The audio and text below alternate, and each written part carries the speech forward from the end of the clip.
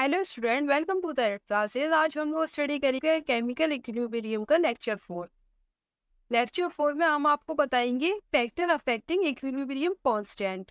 हमने equilibrium constant आपको बता दिया था केसी एंड केपी के टर्म में। तो केसी के टर्म में आप क्या करेंगे, कंसंट्रेशन लेंगे प्रोडक्ट अपॉन रिएक्टेंट की, और केपी के टर्म में कैसे लेंगे, पार्शियल प्रेशर लेंगे प्रोडक्ट का upon partial pressure of reactant. इस तरह आप केपी निकालेंगे। तो वो एक्सप्रेशन हमने आपको बता दी थी। यहाँ पर हम लोग बात करेंगे इक्विलिब्रियम कांस्टेंट को कौन कौन से फैक्टर्स अफेक्ट करते हैं। यहाँ पर फर्स्ट देखिए टेम्परेचर। टेम्परेचर इक्विलिब्रियम कांस्टेंट को किस तरह अफेक्ट करता है। तो यहाँ पर फॉर्मूला है ये log K2 upon K1 is equal to delta H upon 2.303 R, और ब्रैकेट में है T2 minus T1 upon T1 T2। ये फॉर्मूला है। तो यहाँ पर जो डेल्टा H है वो क्या है, enthalpy of reaction. Delta H जो है यहाँ पर T1 एंड T2 क्या है, टेम्परेचर जो कि केल्विन में है। इसकी यूनिट क्या है, केल्विन। और यहाँ पर R आप जानते हैं ये गैस कांस्टेंट है। और K2 और K1 क्या है, इक्विलिब्रियम कांस्टेंट है। K1 T1 टेम्परेचर पे एंड K2 T2 टेम्परेचर पे इक्विलिब्रियम कांस्टेंट है। अब देखिए यहाँ पर केस देखिए, first step for endothermic reaction. अगर आप टेम्परेचर इंक्रीज करेंगे, एंडोथर्मिक रिएक्शन में क्या होता है, हीट देते हैं। किसी भी कोई भी रिएक्शन अगर हो रही है वो एंडोथर्मिक रिएक्शन है, तो आप क्या कर रहे हैं, उसमें हीट दे रहे हैं। हीट देने का मतलब है टेम्परेचर इंक्रीज कर रहे हैं, क्योंकि हीट और टेम्परेचर एक दूसरे के इक्विवेलेंट होता है। हीट अगर देंगे तो इसका मतलब टेम्परेचर राइज कर रहे हैं। टेम्परेचर आप इंक्रीज करेंगे तो के इक्विलिब्रियम इंक्रीज होगा। कैसे, एंडोथर्मिक रिएक्शन के लिए जो डेल्टा एच होता है वो पॉजिटिव होता है।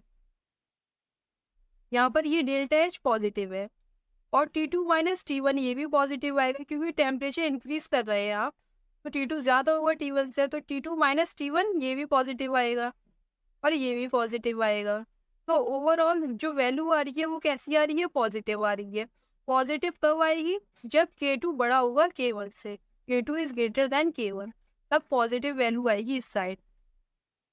ओके, तो K2 बड़ा होगा K1 से। अगर आप टेम्परेचर बढ़ाएंगे तो K2 या K इंक्रीज होगा।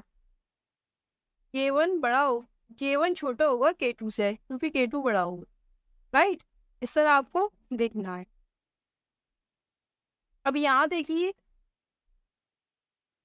सेकेंड है for exothermic reaction. Exothermic reaction में क्या होता है, हीट रिलीज होती है, एनर्जी रिलीज होती है। तो इसका मतलब जब आप टेम्परेचर इंक्रीज करेंगे तो के इक्विलिब्रियम डिक्रीज हो जाएगा। इसमें अपोजिट होता है। यहाँ पर टेम्परेचर इंक्रीज करेंगे के इक्विलिब्रियम इंक्रीज हो जाएगा। एंडोथर्मिक में ठीक अपोजिट एक्सोथर्मिक में होता है। अगर टेम्परेचर इंक्रीज करेंगे तो के इक्विलिब्रियम कम हो जाएगा। कैसे होगा, डेल्टा एच कैसा होता है, एक्सोथर्मिक के लिए नेगेटिव होता है। ये वैल्यू कैसी है, नेगेटिव एक्सोथर्मिक के लिए। और यहाँ पर T2 माइनस T1 पॉजिटिव होगा, क्योंकि T2 में टेम्परेचर इंक्रीज कर रहे हैं, राइज कर रहे हैं टेम्परेचर, तो T2 माइनस T1 पॉजिटिव आ रहा है। और नेगेटिव पॉजिटिव कैसा होता है, ओवरऑल वैल्यू जो आएगी वो नेगेटिव निकल के आएगी। नेगेटिव माइनस प्लस क्या होता है, माइनस ही तो होता है, तो यहाँ पर नेगेटिव वैल्यू आएगी। नेगेटिव कब होती है, जब K2 छोटा होगा K1 से। K2 is smaller than K1। तो इसलिए अगर आप टेम्परेचर बढ़ाएंगे तो K1 कम हो जाएगा एक्सोथर्मिक रिएक्शन को। तो इस तरह एक्सप्रेशन हमने आपको एक्सप्लेन कर दी है, इस तरह आएगा। तो यहाँ पर जब आपको सिर्फ इतना याद रखना है, जब एंडोथर्मिक रिएक्शन होगी टेम्परेचर बढ़ाएंगे तो के इक्विलिब्रियम इंक्रीज हो जाएगा। अगर एक्सोथर्मिक रिएक्शन है तो टेम्परेचर बढ़ाएंगे तो के इक्विलिब्रियम कम हो जाएगा। और ठीक इसका अपोजिट हो जाएगा, अगर टेम्परेचर घटाएंगे तो के इक्विलिब्रियम इंक्रीज हो जाएगा फॉर एंडोथर्मिक के लिए। और यहाँ पर टेम्परेचर घटाएंगे तो के इक्विलिब्रियम इंक्रीज हो जाएगा। इसके लिए एक्सोथर्मिक के लिए ऐसे आपको याद रखना है। तो यहाँ पर अब देखिए सेकंड, टेम्परेचर का इफेक्ट आपने देख लिया। अब यहाँ पर क्या देखना है आपको, सेकंड स्टोइचियोमेट्री ऑफ रिएक्शन, वो किस तरह इफेक्ट करती है इक्विलिब्रियम कांस्टेंट को। तो यहाँ देखिए फर्स्ट है रिएक्शन हो रही है, ए से बी बन रहा है। तो ये Kc है, इसका इक्विलिब्रियम कांस्टेंट क्या है, Kc कंसंट्रेशन के टर्म में Kc। अगर पार्शियल प्रेशर के टर्म में होता तो Kp लिखते, तो यहाँ पर Kc है कंसंट्रेशन के टर्म में। सेकेंड देखिए, अगर इस रिएक्शन को रिवर्स कर रहे हैं, ए से बी बन रहा है, यहाँ पर अगर हम बी से ए बनाए, जैसे ये बन रहा है बी से ए, तो जो इक्विलिब्रियम कांस्टेंट होता है वो अपॉन में चला जाता है, 1/Kc हो जाएगा, 1/Kc ये हो जाएगा, इनवर्स हो जाता है। अगर रिएक्शन को आप उल्टा करेंगे तो इक्विलिब्रियम कांस्टेंट क्या होता है, अपॉन में चला जाता है, 1/Kc हो जाएगा। ठीक है, अब थर्ड देखिए, यहाँ पर अगर आप किसी भी कोफिशिएंट से मल्टीप्लाई कर रहे हैं, किसी भी रिएक्शन की, केमिकल रिएक्शन के कोफिशिएंट से मल्टीप्लाई कर रहे हैं, यहाँ पर n से मल्टीप्लाई कर रहे हैं, तो इक्विलिब्रियम कांस्टेंट पे पावर आ जाती है, उसके ऊपर क्या आ जाएगी, पावर। यहाँ पर मल्टीप्लाई किया रिएक्शन में तो क्या आया, यहाँ पर पावर आप बन गया, वो उसका जो कोफिशिएंट मल्टीप्लाई किया था वो इसका पावर बन गया। और देखिए, ऑन एडिशन द रिएक्शन, मैं आपको ये सब केमिकल जो रिएक्शन है उनमें कैसे कैसे चेंजेस है वो बता रही हूँ। अगर ए से बी बन रहा है तो Kc है, बी से ए बनेगा तो 1/Kc आ गया। और अगर आप मल्टीप्लाई करेंगे कोई भी कोफिशिएंट से किसी भी केमिकल रिएक्शन में तो वो पावर बन जाएगी। ठीक है, आप 4 देखिए, ऑन एडिशन द रिएक्शन, जब आप रिएक्शंस को ऐड करेंगे तो क्या होगा, ये इज मल्टीप्लाइड, ये मल्टीप्लाई हो जाएगा। जैसे a प्लस बी है आपकी रिएक्शन, ये C बना रहा है, और आपने देखा होगा a प्लस डी मिलकर E बना रहा है, तो आपने ये रिएक्शन को जब ऐड करेंगे, इसके लिए जो इक्विलिब्रियम कांस्टेंट था वो K1 है फर्स्ट रिएक्शन के लिए, सेकेंड रिएक्शन के लिए इक्विलिब्रियम कांस्टेंट K2 है। तो यहाँ पर 2a plus B plus D, और यहाँ पर C प्लस E हो जाएगा। और यहाँ पर जो ऐड कर रहे हैं तो इक्विलिब्रियम कांस्टेंट के होंगे मल्टीप्लाई, K1 इंटू K2, जो इसका आएगा कट के लिए आएगा वो ये हो जाएगा, K1 इंटू K2, ये दोनों क्या होंगे, मल्टीप्लाई हो जाएंगे जब भी कभी आप इक्वेशन को ऐड करेंगे। Okay, K3 is equal to K1 into K2, जब आप सब्सट्रैक्ट करेंगे रिएक्शंस को तो क्या होता है, Ks डिवाइड, तो इक्विलिब्रियम कांस्टेंट डिवाइड राइट, उसको आप डिवाइड कर देंगे जब भी आप सब्सट्रैक्ट करेंगे। तो यहाँ देखिए question, the equilibrium constant for the reaction N2 plus 3H2 मिलकर बना रहे हैं अमोनिया इज 16, इसका इक्विलिब्रियम कांस्टेंट क्या है, 16 है। What would be the value of equilibrium constant for the reaction, इस रिएक्शन के लिए हमें निकालना है, और इस रिएक्शन के लिए हमें दिया गया है क्वेश्चन में 16 है, तो कैसे निकालेंगे वो देखिए।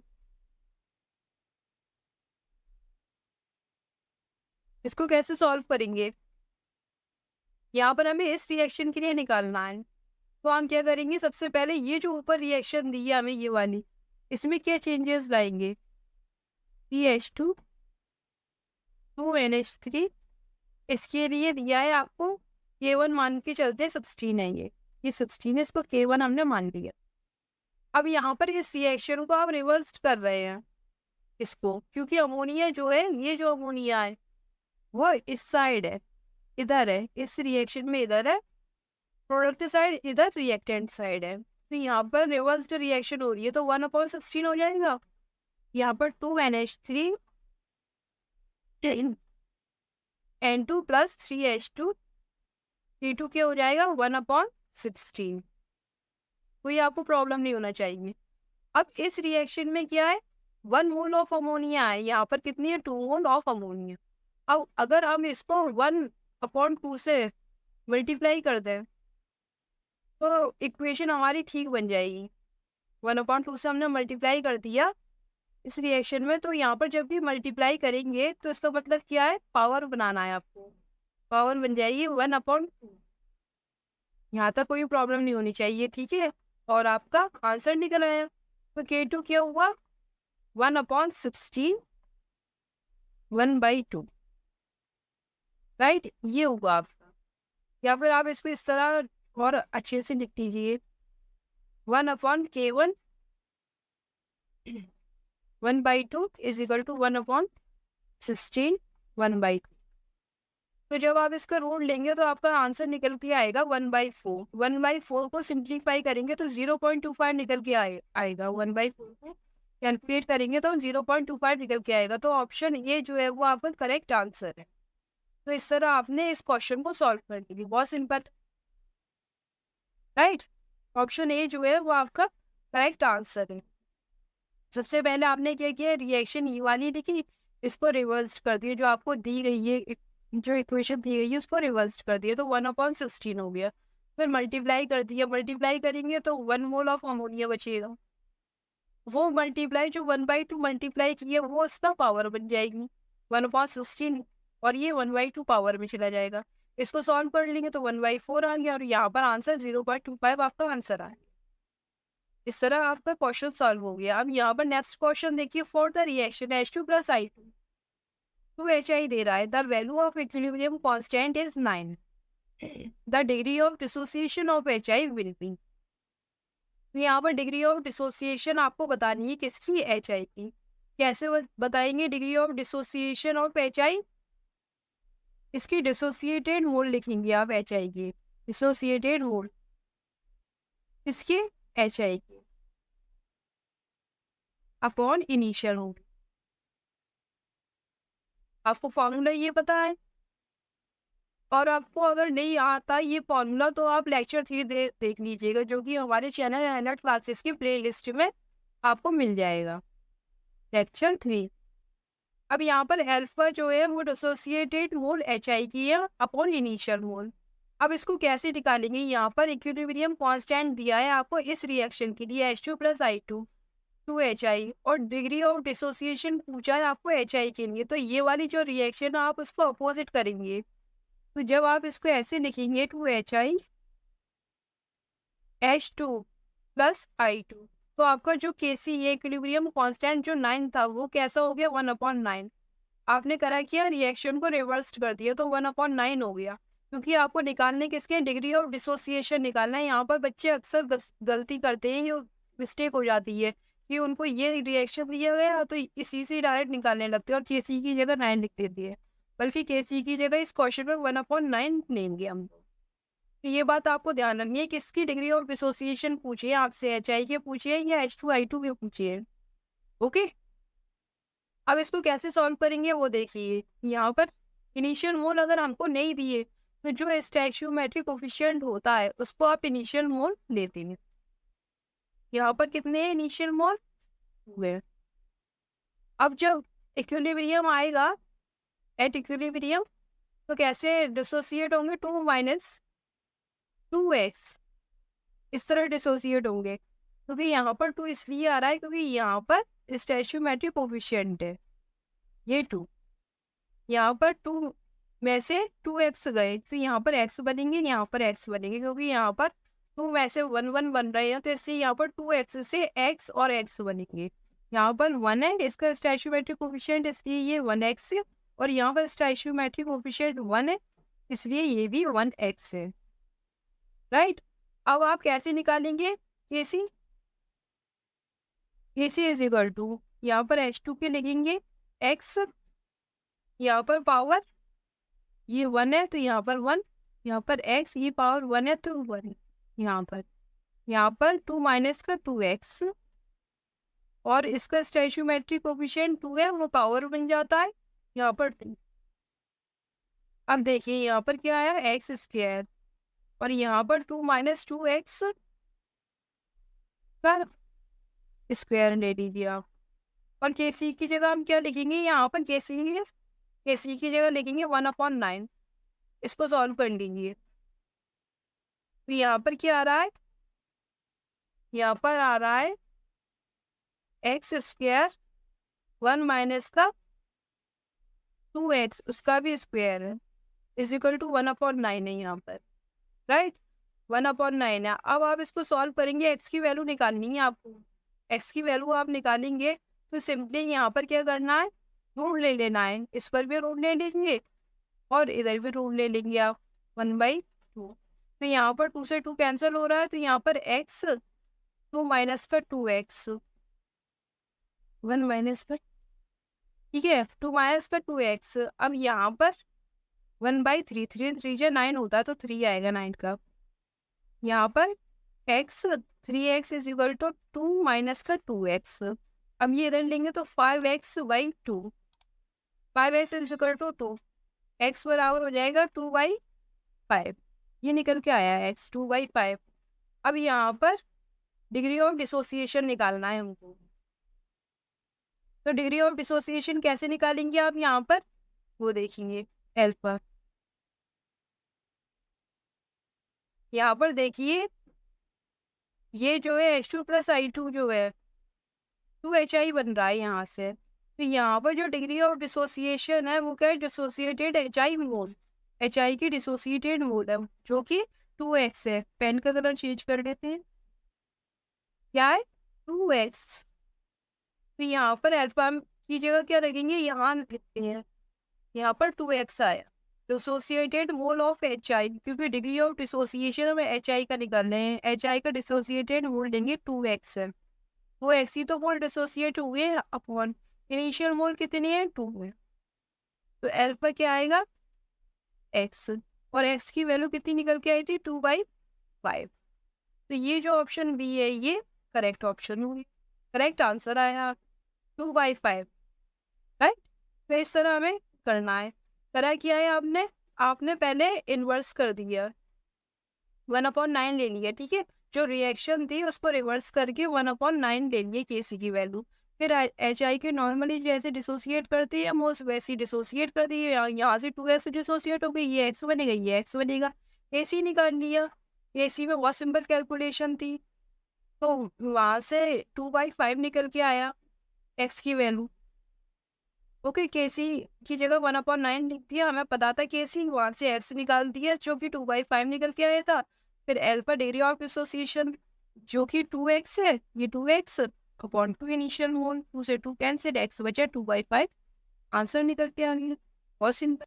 यहाँ देखिए कुछ इंपॉर्टेंट पॉइंट्स है जो कि इक्विलिब्रियम कांस्टेंट के लिए हमने आपको ये बता दिए कि इक्विलिब्रियम कांस्टेंट टेम्परेचर पे डिपेंड करता है और स्टोइचियोमेट्रिक कोफिशिएंट पे डिपेंड करता है। यहाँ पर ये इक्विलिब्रियम कांस्टेंट किस पे डिपेंड करता है, किस पे डिपेंड नहीं करता, मतलब कि इक्विलिब्रियम कांस्टेंट किसके चेंज होने पे चेंज होगा और किसके चेंज होने पर चेंज नहीं होगा। वो देखिए यहाँ पर डिपेंड करता है टेम्परेचर पे और स्टोइचियोमेट्रिक कोफिशिएंट पे। तो यहाँ पर स्टोइचियोमेट्रिक कोफिशिएंट पे डिपेंड करता है और टेम्परेचर पे डिपेंड करता है, मतलब टेम्परेचर और स्टोइचियोमेट्रिक कोफिशिएंट के चेंज होने पर इक्विलिब्रियम कांस्टेंट चेंज होगा।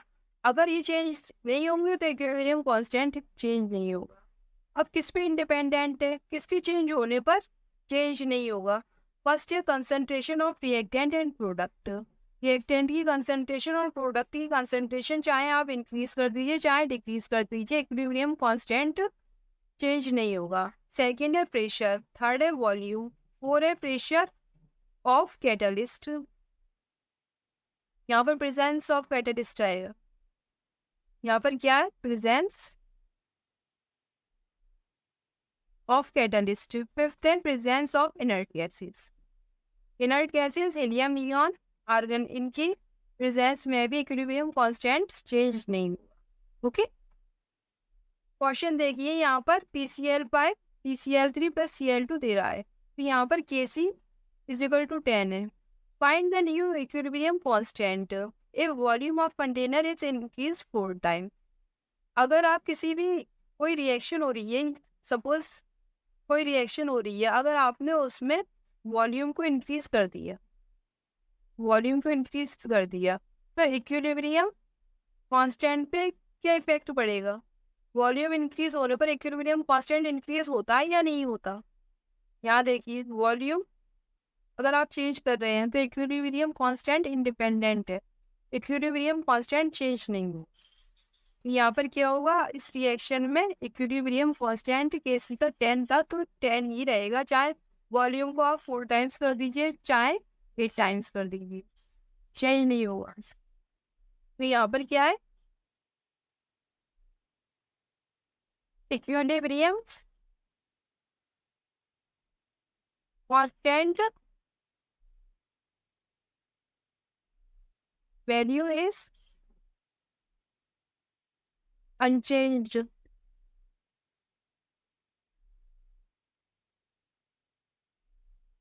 okay, by changing the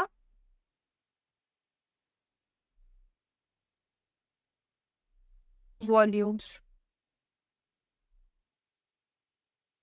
ये कैसे रहेगा?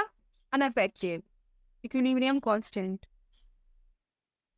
यहाँ देखिए relation between degree of dissociation and vapour density. इनमें रिलेशन देखिए अल्फा में और वेपर डेंसिटी में. तो ये वाला फॉर्मूला है रिलेशन का, alpha is equal to D minus D upon D N minus one. यहाँ पर कैपिटल डी क्या है? देखिए अल्फा जो है वो डिग्री ऑफ डिसोसिएशन है, कैपिटल डी जो है वो वेपर डेंसिटी है किसकी? रिएक्टेंट की. और इसको कैसे कैलकुलेट करेंगे वेपर डेंसिटी को? ये कैपिटल डी से शो हो रही है molecular weight of reactant by T. Vapour density का फॉर्मूला तो वैसे भी यही होता है, मॉलिक्यूलर वेट बाई टू. अगर आप रिएक्टेंट की निकालने हैं वेपर डेंसिटी तो रिएक्टेंट का मॉलिक्यूलर वेट बाई टू. और स्मॉल डी है vapour density of mixture, vapour density of mixture, right. Mixture दिया होगा उसकी वेपर डेंसिटी है. अब यहाँ पर एन क्या है? ये जो एन दिया है वो कैसे कैलकुलेट करेंगे वो देखिए. एग्जाम्पल है 1 PCl5 PCl3 plus Cl2 product बना रहा है, इसमें कन्वर्ट हो रहा है. तो यहाँ पर एन क्या होगा? सम ऑफ प्रोडक्ट. एन क्या है यहाँ पर? N is equal to sum of product.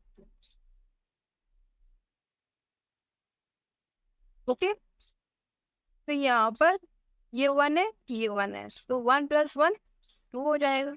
N is equal to 2, तो यहाँ पर 2 रख देंगे इस रिएक्शन के लिए. अगर तो यहाँ पर जो सेकेंड है 2NH3N2 + 3H2, इसके लिए आप एन की वैल्यू कैसे कैलकुलेट करेंगे? यहाँ पर सम ऑफ प्रोडक्ट ये 1 है और ये 3 है. बट एक प्रॉब्लम है यहाँ पर. क्या प्रॉब्लम है? PCl5 का जो कोफिशिएंट था, स्टोइचियोमेट्रिक कोफिशिएंट, वो क्या था? 1. यहाँ पर 2 है, यहाँ पर क्या है? 2 है. आपको इसे 1 लेना है. 1 mole of ammonia, 1 mole of PCl5, या फिर कह सकते हैं स्टोइचियोमेट्रिक कोफिशिएंट 1 है यहाँ पर भी आपको 1 बनाना है. कैसे बनाएंगे आप? तो देखिए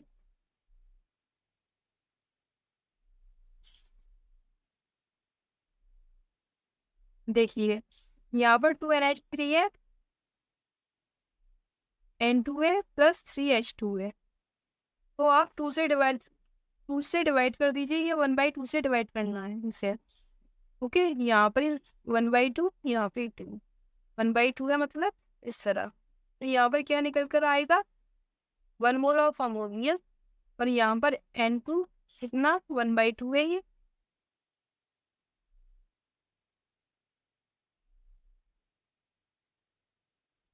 और ये कितना है? प्लस 3/2 H2 ये आ रहा है.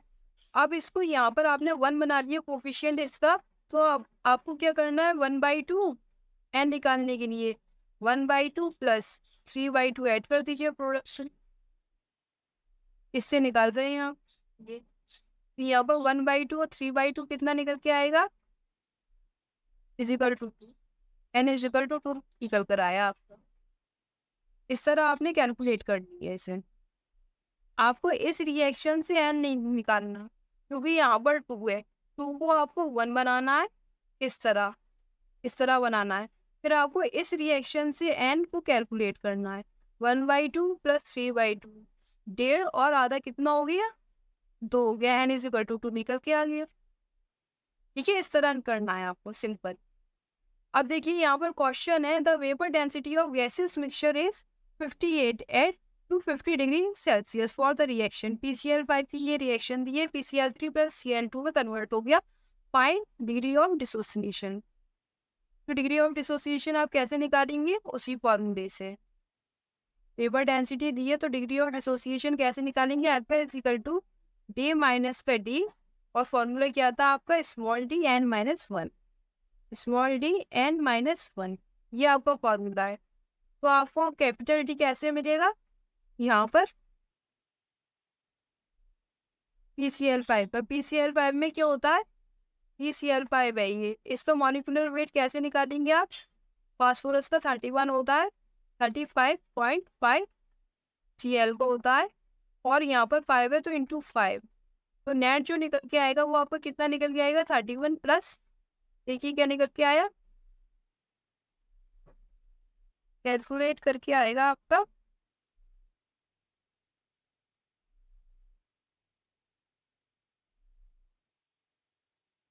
कैलकुलेट करके आपका निकल के आ रहा है ये 208.5 ये निकल के आया कैलकुलेट किया जब हमने इसको, तो यहाँ पर ये निकल के आएगा पूरा, तो यहाँ पर 208.5 निकल के आ रहा है। अब आपने मॉलिक्यूलर वेट निकाला, आप इसकी वेपर डेंसिटी जब आप निकालेंगे तो 208.5 पीसीएल पाइप की निकाले रिएक्टेंट की, वेपर डेंसिटी किसकी है, रिएक्टेंट की, पीसीएल पाइप की निकाल रहे हैं आप बाई 2 से डिवाइड देंगे तो कितना निकल के आएंगे 104.25 ये निकल के आया आपका। ओके, अब कैपिटल डी निकल के आई है, ये क्या है, कैपिटल डी है, यहाँ पर ये है कैपिटल डी। कैपिटल डी की वैल्यू है 104.25 माइनस स्मॉल डी कितना दिया है, vapour density of gaseous mixture का जो दिया है स्मॉल डी वो है 58 अपॉन 58, और यहाँ पर n कितना निकलेगा, ये 1 है, ये 1 है। ओके, और यहाँ पर आप किसी तरह के कोई भी कंफ्यूजन होना नहीं चाहिए, क्यों नहीं होगा, क्योंकि यहाँ पर जो है वो 1 है, अगर 2 होता तो हम 1/2 से मल्टीप्लाई करते हैं या 2 से डिवाइड देते। ओके, तो यहाँ पर 1 है, हमें कोई प्रॉब्लम नहीं है, तो यहाँ पर 1 है तो 1 + 1 n क्या आएगा, 2 आ जाएगा, यहाँ पर निकल के आ रहा है ये, तो यहाँ पर 2 रख देंगे, 2 - 1, तो यहाँ पर 0.25 माइनस का 58 और यहाँ पर 58 है, तो जो टोटल निकल के आएगा वो 0.8 निकल के आएगा आपका। और यहाँ पर अगर आप परसेंटेज में निकालेंगे अल्फा को, परसेंटेज में निकालेंगे तो 100 से मल्टीप्लाई दे देंगे, तो अल्फा आपका निकल के आएगा 80%, 0.8 इंटू 100 तो 80% निकल के आया परसेंटेज में अल्फा। ओके, तो ये आपका आंसर हो गया, ये क्या है, आंसर, ये आपने निकाल लिया। इस तरह आप कैलकुलेट करेंगे वेपर डेंसिटी और डिग्री ऑफ डिसोसिएशन में रिलेशन वाले क्वेश्चन। तो यहाँ पर ये टॉपिक जो है वो आपका कंप्लीट हुआ। अब हम आपको पढ़ाएंगे सबसे इम्पोर्टेंट टॉपिक जो कि है ले चैटेलियर प्रिंसिपल। वो हम आपको बताएंगे किस तरह जो इक्विलिब्रियम शिफ्ट होता है, जो डायरेक्शन होती है रिएक्शन की, कैसे फॉरवर्ड होती है, बैकवर्ड होती है, क्या क्या चेंजेस आते हैं कंसंट्रेशन, टेम्परेचर, प्रेशर, कैटालिस्ट डालने पर, इनर्ट गैसेस डालने पर, at constant volume, at constant pressure. Okay, तो ले चैटेलियर प्रिंसिपल में हम आपको ये सब बताएंगे, बहुत इंपॉर्टेंट आपका ये टॉपिक है। ले चैटेलियर प्रिंसिपल और क्वेश्चन खूब आते हैं एग्जाम में और हाल सॉल्व हो जाते हैं, बहुत सिंपल तरीके से बताएंगे, ट्रिक्स भी बताएंगे, तो आप हमारे साथ बने रहिए। ओके, हम हमारे साथ जुड़े रहिए।